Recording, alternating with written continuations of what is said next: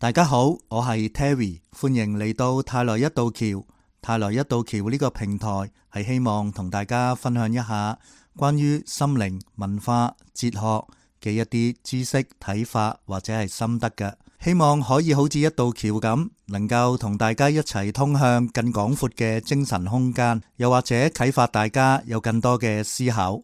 易經博大精深，一般嘅印象呢啲深嘢好難明嘅，其實都唔一定嘅。易經3分鐘呢個節目係希望可以每次大概只係用錄一個杯面嘅時間，等大家初步咁了解一下易經嘅奧秘。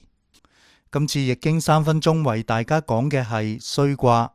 需原本係指需要、需求，但係你有需求唔等於你需求嘅嘢馬上就會出現，因此我哋首先要學識等待。所以需卦呢個需字引申有等待嘅意思。我哋睇睇需卦卦象嘅結構，下邊係乾卦，上邊係坎卦。乾卦代表天，坎卦代表水，即係話水喺天上邊，亦即係比喻雲喺天上邊，雨將要落嚟而未落嚟。譬如人要求雨，就必須等待天雨嘅降臨啦。另外，下卦係乾卦，代表剛陽進取；而上卦係坎卦，就有危險嘅意象啦。於是呢個剛陽進取嘅乾卦就遇到前邊嘅坎險啦。所以易經特別提我哋前面有危險啊，唔好急進，亦都要我哋學識等待。我哋再從周易嘅卦序去了解一下，乾卦坤卦之後就係屯卦。屯卦有萬物草創嘅意思，有變動入邊出現時機嘅意象，但係能唔能夠把握時機就要睇主觀嘅條件啦。所以接落嚟嘅係蒙卦，象徵要及時學習，創造主觀嘅條件。好啦，主觀條件有啦，就要等待客觀條件嘅配合，呢個階段就係需卦啦。因此需卦嘅精神係等待，所以一啲將易經翻譯為英文嘅學者，將需卦嘅卦名譯做 waiting， 而唔係直譯為 lead。等待乜嘢呢？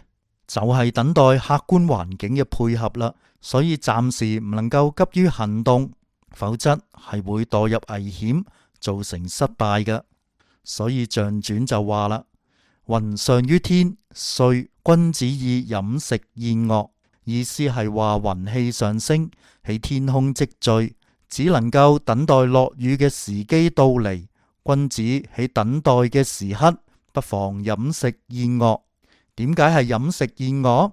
當然並唔係只係要你飲飲食食開下 party 咁樣啦，更加唔係要強調享樂啊。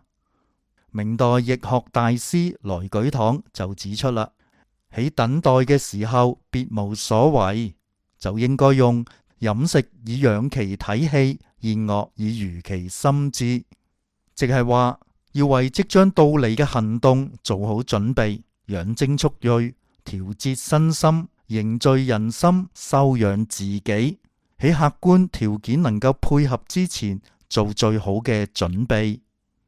需卦就講到呢度，下一次嘅易經3分鐘，我哋會講下訟卦。